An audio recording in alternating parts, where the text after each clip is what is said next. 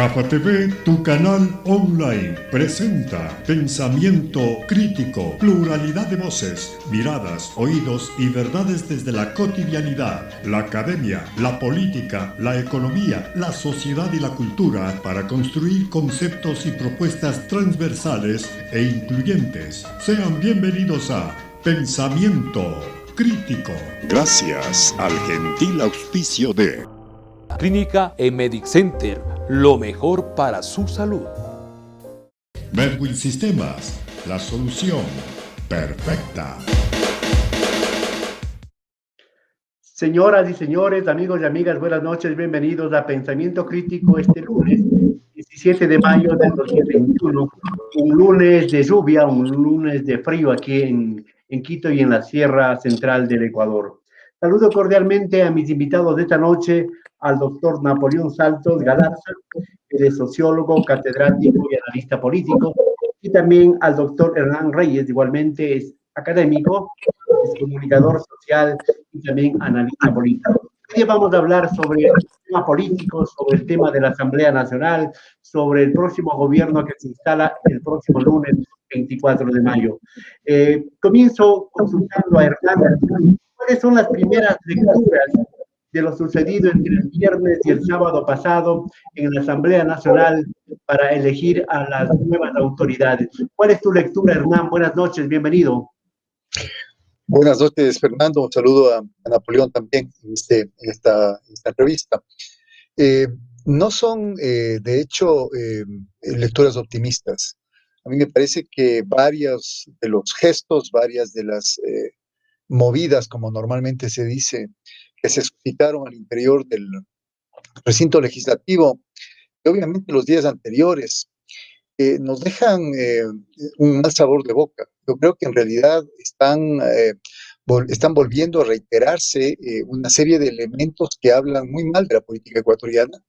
Me parece que en realidad las sorpresivas alianzas que se dieron, a sabiendas aún de que no existía ni una sola fuerza que por sí misma tuviera mayoría en la Asamblea, pero que digamos, en un país atravesado y polarizado, como sigue siendo el Ecuador, las cercanías, los acercamientos entre fuerzas y movimientos políticos aparentemente de signo contrario, que han combatido entre sí con anterioridad y con mucha fuerza, y que sin embargo, para poder dirimir y para poder elegir autoridades de la Asamblea, algo que es muy importante porque, digamos, quien tiene la presidencia de la Asamblea tiene un poder muy importante para orientar las discusiones, para sacar adelante temas que le interesen y para tener detenidos otros.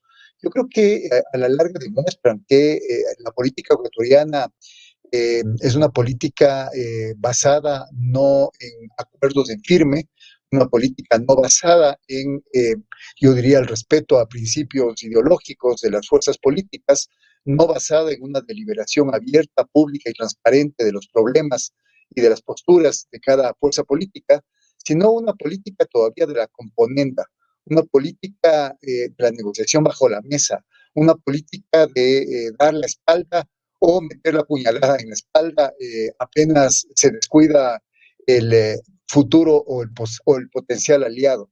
En ese sentido, creo yo, más allá de lo que podría habernos alegrado los ecuatorianos que por primera vez tengamos a una mujer indígena al frente de la Asamblea Nacional, creo que a la larga las primeras palabras que escuchamos de la señora Guadalupe Llori como digo, todos estos movimientos tan en falso y tanta incertidumbre que se vio para elegir autoridades de la Asamblea, como digo, yo creo que nos indican que va a ser una asamblea que va a tener, si no los mismos, quizá mayores problemas en su funcionamiento que la asamblea que está saliendo. Y eso es decir bastante en el sentido de que la asamblea que ya finiquitó sus funciones es una asamblea que ha sido catalogada como una de las peores asambleas, peores poderes legislativos, con niveles ínfimos de aprobación a su gestión.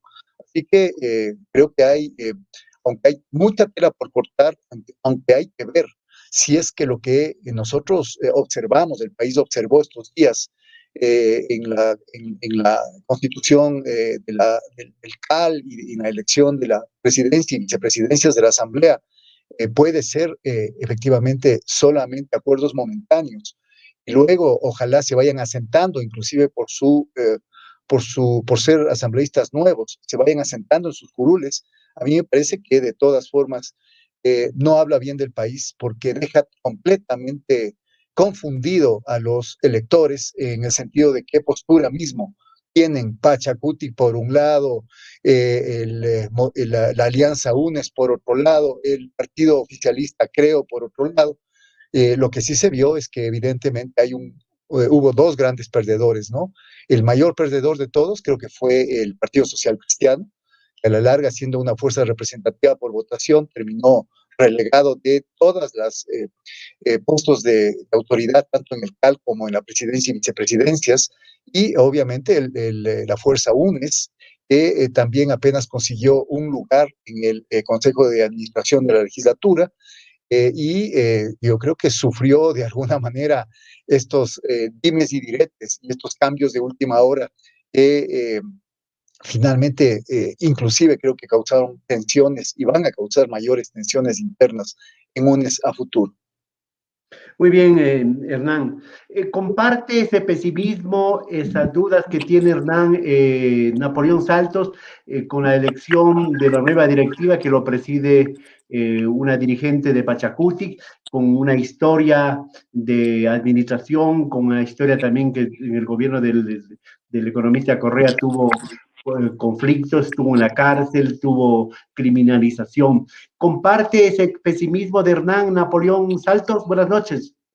Buenas noches, Fernando. Buenas noches, Hernán. Buenas noches a los televidentes o radioescuchas, como se dice aquí. A los internautas, le dice, ¿no? Internautas, gracias por la invitación.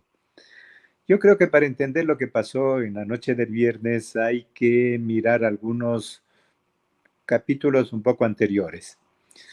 A veces somos muy conservadores en la mirada. Yo creo que hay que ver que en el proceso político último que terminó, hay un cambio del mapa político. El mapa político ya no puede ser analizado únicamente en relación a la derecha, PSC, Creo, y de otro lado UNES. Creo que lo nuevo, y eso hay que poner en el tapete para ver qué es lo que ha pasado, es que por lo menos la distribución de fuerzas se vuelve a tres polos. Sí, está la fuerza de UNES, y eso hablo incluso dentro del Parlamento, 49 asambleístas. Está la fuerza del gobierno antes de la ruptura, que contaba con alrededor de 30 asambleístas, más algunos independientes. Y está una tercera fuerza, que se constituye no solo con Pachacuti, sino con una alianza con la Izquierda Democrática. Entonces, ¿qué teníamos? Y voy a ir a un análisis simplemente de números. Ninguna de las tres fuerzas tenía capacidad de resolver el tema de las dignidades de la Asamblea, porque se necesitaba por lo menos 70. ¿Esto qué revela? Revela una situación de prolongación de la crisis política, revela una especie de empate político de fuerzas que tenía que lograr algún desenlace. ¿Cuál era el desenlace inicial anunciado? La ratificación de entendimientos, negociaciones entre UNES y el Partido Social Cristiano, fundamentalmente. Y allí yo no tengo sorpresas. Creo que no es algo nuevo. En la relación entre Correa y Nebot ya se venía dando en ocasiones anteriores, incluso al comienzo de la pandemia, una serie de planteamientos en esa dirección. Creo incluso que durante la campaña, más allá de si hubo acuerdo de plebiscitos o no, hubo una convergencia para bloquear el paso de Yacu Pérez a la segunda vuelta. De modo que esa convergencia de intereses se explicita en esta ocasión en un acuerdo en que se juegan posiciones, porque esto es lo que tendríamos que analizar acá. ¿Por qué UNES acepta un acuerdo con el Partido Social Cristiano? Porque plantea como prioridad la liberación y el perdón a los dirigentes de UNES, a los dirigentes del partido. En realidad, el partido tiene una estructura, llamémosle caudillista, y la ausencia de estos dirigentes principales le va debilitando. De modo que al privilegiar ese objetivo, hay un repliegue respecto a sus postulados y más bien acepta del Partido Social Cristiano, porque ¿cuál fue la negociación? Esta oferta de perdón, ¿a cambio de qué? No solo de la presidencia de la Asamblea, sino del control de la Contraloría, del control del Consejo de Participación Ciudadana, es decir, restablecer lo que podríamos llamar una hegemonía oblicua que siempre ha ejercido el Partido Social Cristiano en los últimos 40 años.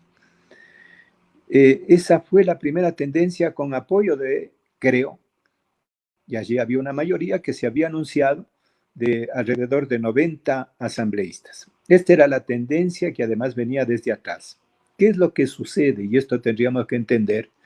En primer lugar, la presencia de Pachacuti es la gran dificultad, porque se buscaba, y así fueron en las negociaciones, que Pachacuti entre en esa alianza, porque Pachacuti era el que podía lavar un poco la imagen de esa alianza y convertir el discurso de la gobernabilidad en algo creíble. Pero cuando Pachacuti con la idea no entran en esa política por una línea de autonomía, empiezan a alterarse los juegos y le queda a Creo y a Lasso la lección de saber si es que iba a gobernar tutelado por el poder del Partido Social Cristiano. Y es Lasso quien modifica, rompe esa alianza,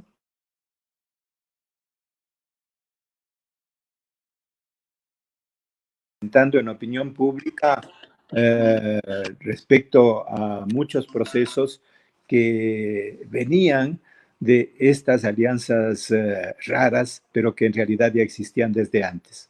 El desenlace final se da más como una coincidencia que como un acuerdo, y se da en el desplazamiento de la figura principal de Pachacuti, que es Salvador Quispe, hacia la figura de Yori, que representa entonces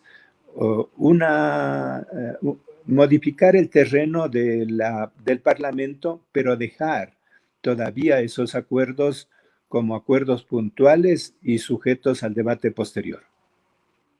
Napoleón, queda claro las dos posiciones, las dos interpretaciones respecto a lo que pasó este fin de semana en la Asamblea Nacional. Ahora, el debate viene, si esos acuerdos o esos entendimientos de negociaciones que dio lugar a llevar a la señora Guadalupe Llori a la presidencia de la Asamblea y a la conformación de la directiva con el CAL, ¿eso es un acuerdo a largo plazo o solamente coyuntural, solamente por las elecciones? Eso significa, Hernán, ¿hay una agenda? ¿Puede haber una agenda legislativa? ¿O simplemente se nominarán mañana o pasado las comisiones y ahí terminará el acuerdo? ¿Cuál crees tú la perspectiva? ¿Cuál es tu expectativa en torno a cómo puede funcionar esa mayoría de la Asamblea Nacional? Bueno, ya ha salido, me parece que Salvador Quispe, a decir que simplemente se trata de un acuerdo coyuntural, temporal, provisional, para nombramiento de autoridades de la Asamblea y que luego de eso, más bien, Pachacuti retomará lo que es una agenda programática. Yo no encuentro, para empezar, ninguna cercanía entre la agenda programática de Pachacuti y la agenda programática de la Izquierda Democrática, como para seguir con esta alianza que hicieron con bastante antelación antes de la instalación de la nueva legislatura. Me parece que si uno revisa con detenimiento los dos programas políticos, uno se encuentra con que el programa político de la Izquierda Democrática es un programa más de centro-derecha, ha ido con el paso del tiempo convirtiéndose de centro-izquierda y socialdemocracia hacia un partido de centro-derecha, muy cercano a los programas de la centro-derecha más social-cristiana o más del movimiento Creo. Pachacuti tiene temas que son muy complicados para... Estoy pensando en el discurso de Herbas, por ejemplo, temas como la minería y otros temas puntuales que evidentemente chocan con esa visión, yo diría, liberal de la economía. Por otro lado, no me sorprende a mí, en cambio, tampoco, si es que vamos por no sorpresas, la alianza entre el Pachacuti y la izquierda democrática. No nos olvidemos que durante prácticamente 4 años votaron Pachacuti, la izquierda democrática, creo, en algunos casos los socialcristianos también, y en otros ya no, votaron a favor de las tesis de Moreno, a favor de las tesis oficialistas. Esta carga, digamos, este acumulado ya de cercanías entre esas dos fuerzas se volvió a reeditar en este pacto, y desde en ese sentido resultan absolutamente desconfiables, por ejemplo, declaraciones retóricas como la del candidato presidencial Yacu Pérez, cuando él pomposamente decía que nunca van a pactar, ni con ni con Creo, ni con el correísmo. Y si es que pactan con Creo y el correísmo, él se va a salir. Tanto así que en redes sociales, yo diría, hay una cantidad enorme de exhortos al candidato Yacu Pérez para que finalmente entonces cumpla su palabra y se vaya de Pachacuti, si es que amenazó con irse.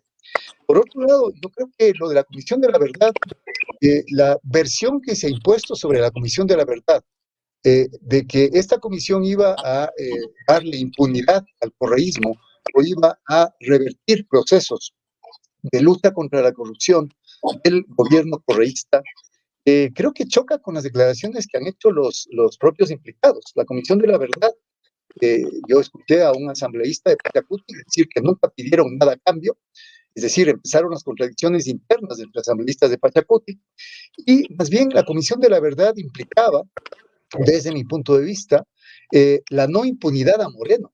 El país requiere que Moreno no se vaya impune después de 4 años de desgobierno.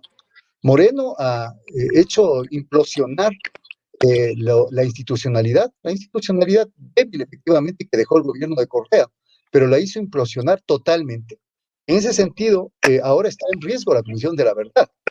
Y eso es grave, porque si bien es cierto, fueron censurados la ministra Romo por toda la brutalidad de la represión de octubre del 2019, y fue censurado el inefable y corrupto exministro Juan Carlos Ceballos. No es menos cierto que Moreno está saliendo o va a querer salir por la puerta grande. Creo que la Comisión de la Verdad apuntaba fundamentalmente a impedir esa impunidad de 4 años de desgobierno y además de un manejo, yo diría que raya en los crímenes de lesa humanidad de la pandemia, 55,000 y más de muertes en exceso. Por el otro lado, esta alianza que hemos visto estos 4 años en el legislativo entre la izquierda democrática, Pachacuti y Movimiento Creo, lo que significó junto con el trujillismo fue haber impuesto y tener el control de la Contraloría, de la Fiscalía y del Poder Judicial. Ahora ya hemos visto, por ejemplo, que la Dalí de la lucha contra la corrupción y contra el correísmo, siempre hay que poner entre paréntesis, como es Pablo Celi, ahora está preso. Es decir, se empieza a desbaratar ese castillo de naipes que se creó alrededor de la figura de Julio César Trujillo. Y por último, a mí me parece que yo al menos habría creído que habiendo ya, como menciona Napoleón, quizá esta repartición más tripartita de fuerzas, habiendo aparecido Pachacuti con un peso por sí mismo, porque Pachacuti no depende de la izquierda democrática, esta alianza con la izquierda democrática es para tener, digamos, un tercio, llamémoslo así, o cerca de un tercio de las fuerzas legislativas. Pero en realidad Pachacuti es un bloque muy importante en sí mismo.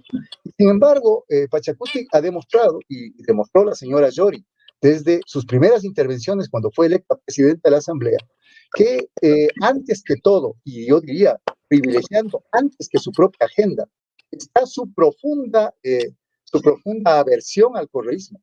Yo creo que muchas de las acciones de Pachacuti que se han venido llevando a cabo, no solamente en la asamblea que terminó, sino en la nueva asamblea, van a poder ser entendidas desde la lectura de que son anticorreístas a morir. Que más allá de eso, podría en un momento determinado prestarse a que le suceda lo mismo que le sucedió a Pachacuti, allá a fines de los años 90, cuando finalmente llegaron a la asamblea. Me acuerdo muchísimo de lo que significó la presencia con todo el optimismo que generó la presencia de Luis Macas, por ejemplo, en el Congreso en ese entonces. Y finalmente, cómo Pachacuti, pasando de ser un movimiento social a convertirse en una fuerza política presente en la legislatura, pagó derecho de piso. A mí me parece que podemos esperar que el Pachacuti pague derecho de piso ahora, más aún pueda llegar a ser tutelado Pachacuti por el movimiento oficialista del gobierno. Fue lamentable la intervención de Guadalupe Llori cuando agradeció el haber tenido la oportunidad de llegar a la presidencia, agradeció al presidente Lasso. Yo me pongo a pensar que si es que así empieza en su primer día electa presidenta de la Asamblea, ¿qué va a pasar después? Y creo que dejó en claro que finalmente la posibilidad de contar con los votos del oficialismo, y obviamente el oficialismo estando en el movimiento, creo, estando en el gobierno, en el ejecutivo, la posibilidad de armar inclusive una mayoría superior a los 71 votos que ahora tienen e ir agregando a asambleístas independientes, le puede dar esa, entre comillas, gobernabilidad, de la que todo el mundo está hablando, pero que cada uno mira de manera distinta. Justamente vamos a entrar a hablar de la gobernabilidad, pero Napoleón, hay dos elementos que plantea Hernán. Uno, como que el correísmo va a seguir, el correísmo y el anticorreísmo va a ser siendo actor en este próximo gobierno, y el asunto de no crearse la Comisión de la Verdad, que aparentemente pudo haber sido una condición del correísmo, como los socialcristianos, y como creo, también podría pensarse en el asunto de la impunidad.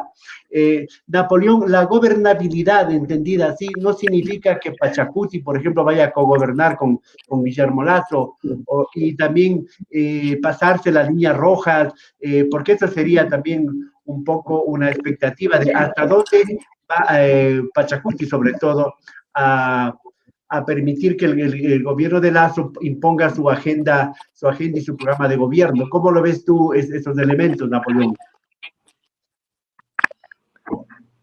La crisis política que viene viviendo el país no ha sido resuelta por la elección de un presidenta de la Asamblea. Y la insistencia en el correísmo y el anticorreísmo la plantea Hernán. Y hay que superar esa visión binaria. Creer que Pachacuti no puede tener una posición autónoma es renunciar a lo que ha resultado en el proceso político último.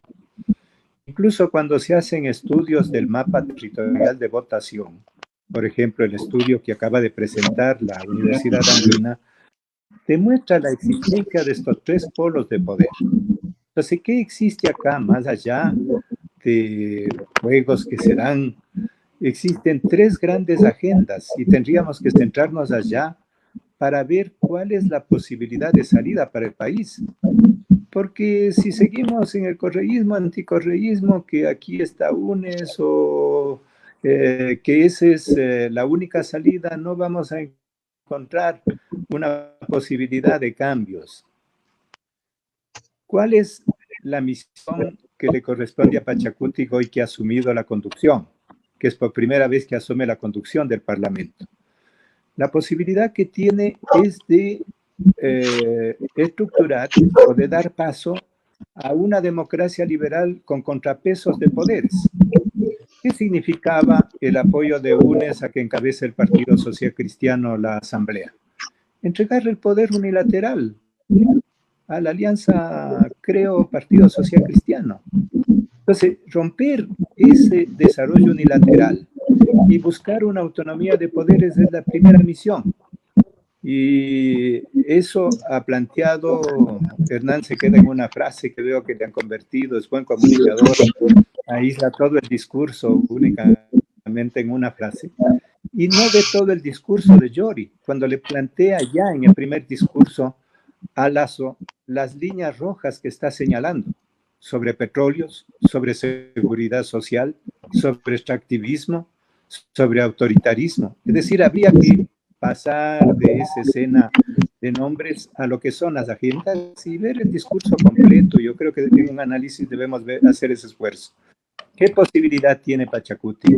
Por eso digo, pasa la batalla a un nuevo terreno. la Asamblea sigue siendo un espacio de disputa.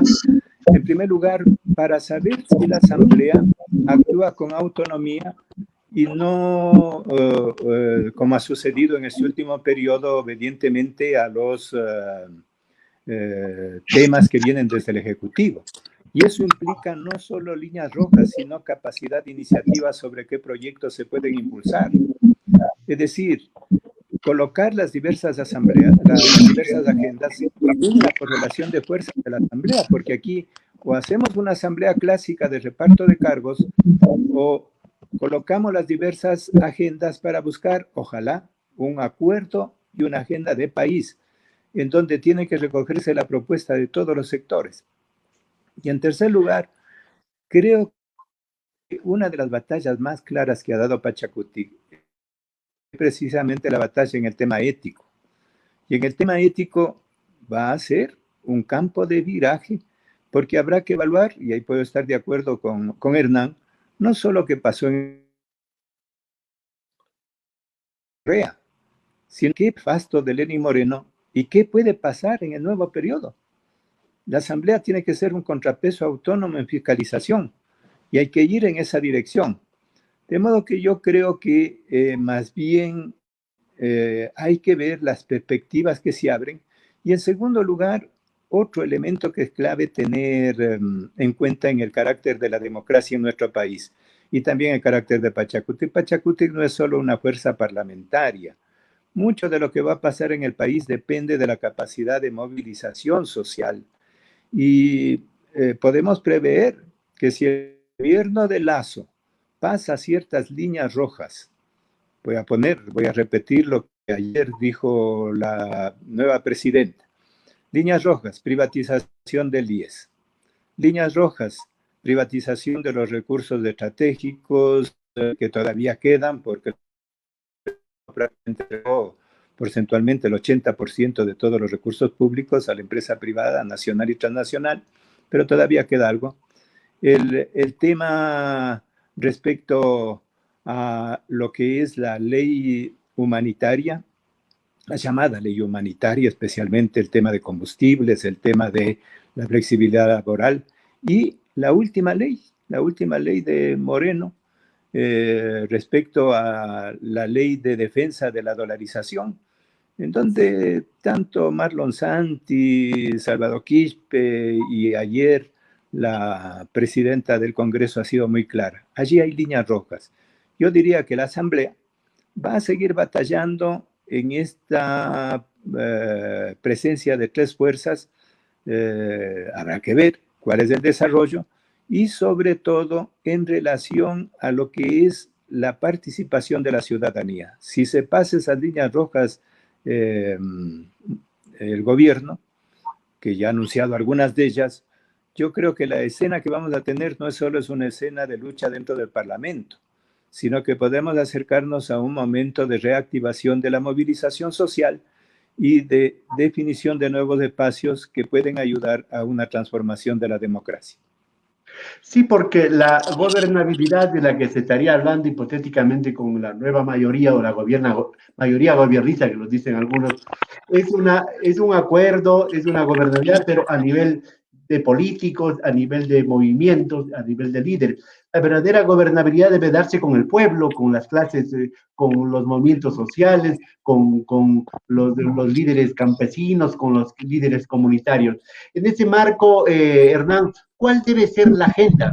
¿Cuál debe ser la agenda que necesita para salir de la crisis y que se puede articular desde la Asamblea Nacional? A ver si vamos un poco cortando para poder ir terminando, Hernán, por favor. Claro, bueno, primero no creo que debamos seguir creyendo en esos cantos de sirena, de que el país está en crisis y por lo tanto todos debemos unirnos para sacar al país de la crisis. Esos son los típicos discursos de candidato o candidata ganador. Se olvidan al siguiente día cuando pasa el Chuchaqui del triunfo. A mí me parece que hay una cultura política en el Ecuador y esa cultura política lamentablemente es una cultura en declive, que al contrario de lo que piensa ahí sí Napoleón, yo creo que sí refleja, por ejemplo, cómo desde el primer día esta nueva asamblea es una asamblea de reparto de cargos, no es una asamblea de correlación de fuerzas, ni de negociación abierta, es una asamblea de reparto de cargos. Y va a seguir siendo así, ya vamos a ir viendo qué va a pasar con las comisiones, pero lo más seguro es que, por ejemplo, den cabida en las comisiones a estos famosos asambleístas independientes, que creo que es lo peor que le puede pasar a la política ecuatoriana, en la medida de que los asambleístas independientes son los que más cotizan su voto, los que no tienen que rendir cuentas absolutamente a nadie, a ninguna fuerza política. En segundo lugar, habrá que ver la autonomía de la Asamblea. Hasta ahora, las palabras de la presidenta, yo al menos no lo interpreto así, esas líneas rojas es lo mínimo que podía decir Yori, en un discurso bastante pobre además, lo mínimo que podía decir. Pero ya veremos, por ejemplo, qué sucede cuando se den en los próximos días las elecciones dentro de la CONAIE, por ejemplo. Porque en realidad ahí hay, dentro del movimiento indígena, hay fuerzas que efectivamente, como decía bien Napoleón, están dispuestas a jugarse la vida en la calle, cuando las políticas desde arriba, desde lo institucional, afecten a la economía popular, a los sectores más vulnerables. Pero hay otros sectores dentro del propio movimiento indígena. A mí me da la impresión de que varios de los líderes actuales que están en la Asamblea Legislativa justamente pertenecen a esta segunda tendencia, que optan más bien por la vía de los acuerdos institucionalistas dentro de esta cultura política que acabo de mencionar. Y en ese sentido puede suscitarse la gran contradicción de que la fuerza, la energía social que contiene y que estalló en octubre del 19, que fue encabezada por el movimiento indígena, se vaya difuminando justamente al calor de este espacio de poder en la Asamblea, que a la larga va a necesitar de tener cercanía con Creo para seguir manteniendo la mayoría, porque si no le toca simplemente acercarse ya sea a UNES o ya sea a los socialcristianos, porque como bien dijo Napoleón, no hay más. Y en ese sentido puede efectivamente contradecirse lo que significa la posibilidad de luchar por un programa efectivamente de cambio que vaya por fuera del correísmo y del anticorreísmo, y simplemente se quede en una retórica que a la larga vaya siendo condescendiente con las acciones de mantener el control de la Asamblea y no, digamos, inclusive incomodar al Ejecutivo. Ya veremos qué va haciendo Pachacuti desde la presidencia de la Asamblea. Ya veremos si efectivamente está tomando tan en serio la fiscalización. Ya veremos si cuando dice Guadalupe Llori que no se va a olvidar, que no hay olvido para los asesinados, para los criminalizados, para los perseguidos, etcétera, si solamente se está refiriendo a quienes fueron criminalizados y perseguidos durante el correísmo, o si también incluye a aquellos que fueron perseguidos por el morenismo. Ya veremos. Y dentro de eso ya veremos si se olvida o no de octubre del 2019. Y en ese sentido, creo yo, las elecciones de la CONAIE y la presencia de un líder como Leonidas Issa, a mí me parece que va a significar un balance y un equilibrio frente a otros liderazgos indígenas, especialmente aquellos que estuvieron al frente encabezados por el candidato Yacu Pérez, y aquellos que están ahora encabezando, digamos, el bloque de la Asamblea, que yo creo que tienen mucha más posibilidad de pactar y de no, digamos, respetar las propias líneas rojas del programa de gobierno y la trayectoria histórica del movimiento indígena ecuatoriano, puesto sobre el tapete. Napoleón, para terminar, el gobierno de Guillermo Lazo, que se inaugura el próximo lunes 24 de mayo, ¿estará leyendo correctamente que esto de la Asamblea no es un cheque en blanco, o que esto de la Asamblea es algo, un acuerdo, un pacto que le da a él gobernabilidad, pero no un cheque en blanco, y que las líneas rojas pueden ser las que marquen una ruptura y marquen una reactivación del calentamiento de las calles, Napoleón?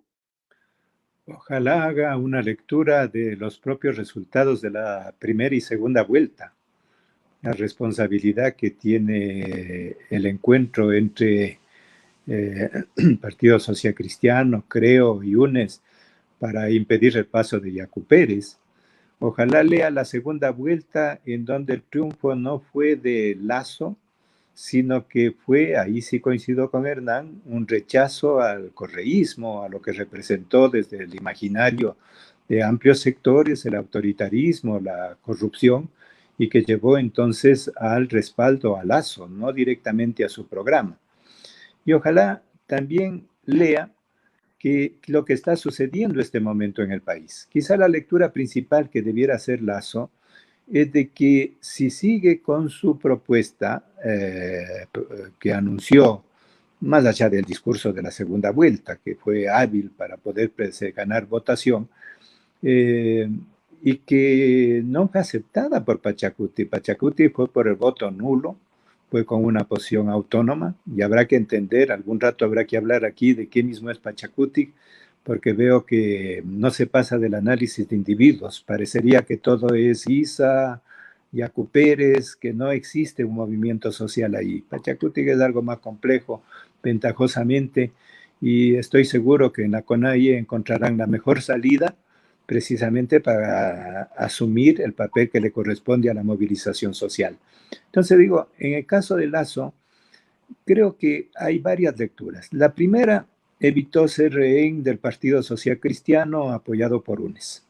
Segundo, pasa a ser un gobierno entonces que buscará sus apoyos, pero es un gobierno débil. Hay que entender que el gobierno de Lasso es un gobierno débil.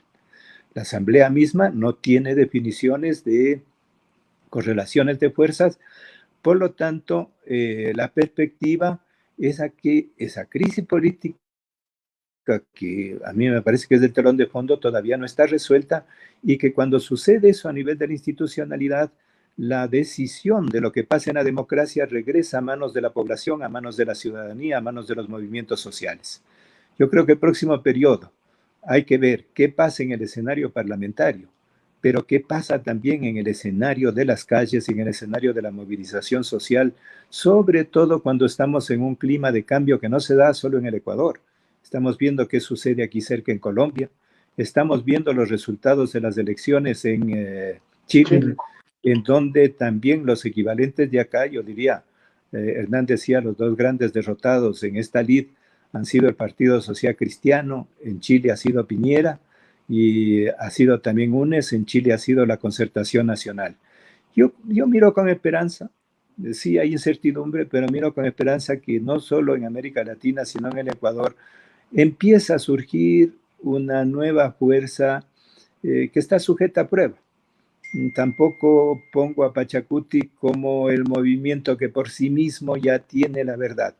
Creo que está sujeto a la prueba, sobre todo ahora que tiene la presidencia de uno de los poderes.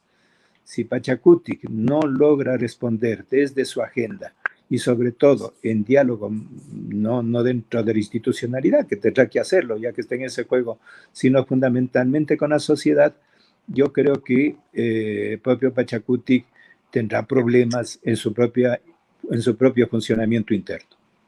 Sí, para terminar, simplemente una reflexión. Si los perdedores son el Partido Social Cristiano y el correísmo, pero también ponen en juego su capital político Pachacutic desde la Asamblea Nacional y la izquierda democrática también. Con ellos me imagino que tienen unas miras, unas perspectivas para las elecciones seccionales del 2023 y luego para el 2025. En todo caso, para terminar así en segundos, ¿cómo deja el país?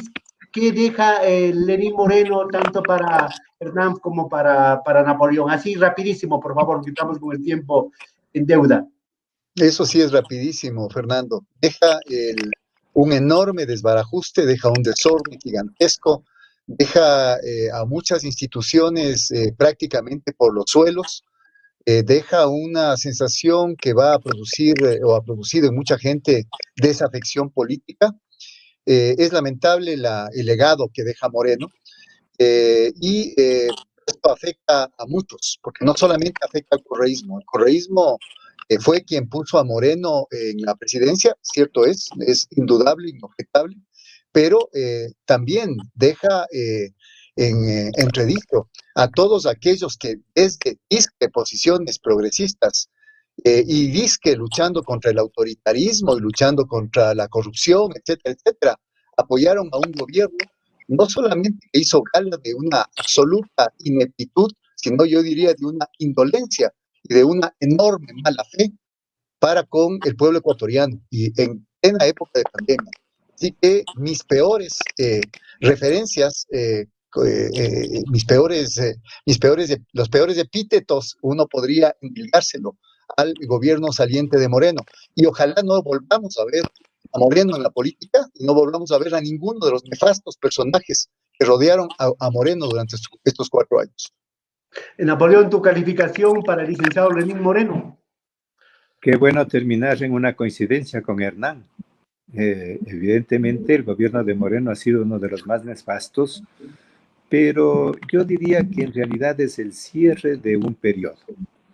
Moreno expresa la forma más extrema de algo que se venía forjando no solo en el periodo inmediato anterior, sino yo diría en los límites de los 40 años de democracia. Yo quiero terminar precisamente por esa evaluación con una visión optimista. Creo que se empieza a cerrar una fase con la derrota de los proyectos que han gobernado en los últimos 20 e incluso bajo otras formas en los últimos 40 años, y es posible que por la presión ciudadana se dé un viraje. Y en ese viraje habrá que ver cuentas claras, habrá que ver el papel de Pachacuti, habrá que ver lo que yo creo que va a suceder dentro de es un proceso de, no sé si llamarle depuración interna. Habrá que ver qué es lo que pasa con las acciones de los movimientos sociales. Por lo tanto, ese es un tiempo más bien de creatividad y de surgimiento de una alternativa diferente. Y esa posibilidad es la que podemos mirarla con cierto optimismo. En todo caso, está todo por verse, recién ha comenzado y el 24 de mayo próximo comienza el gobierno del señor Guillermo Lasso. El Ecuador estará expectante y obviamente siempre se habla esperanzado de que algo cambie, pero cambie de veras, aunque eso también es una incertidumbre, como lo dijo el propio asesor del señor Lasso, el señor Durán Barba. Guillermo Lasso es una incógnita, ¿verdad? Vamos a ver si se despeje esta incógnita y en qué términos. Agradezco a Napoleón Saltos y a Hernán Reyes por haber comparecido esta noche de lunes 17 de mayo del 2021 para analizar los últimos sucesos de la Asamblea Nacional y las expectativas para el próximo gobierno que se instala el próximo 24 de mayo y ese recuerdo de no olvidar al gobierno que se va por lo poco o nada que ha hecho. Señoras y señores, hasta la próxima. Este ha sido Pensamiento Crítico a través de GAFA TV Ecuador. Hasta la próxima. Muchas gracias. Un saludo. Hasta luego. Nos vemos, Napoleón. Chao.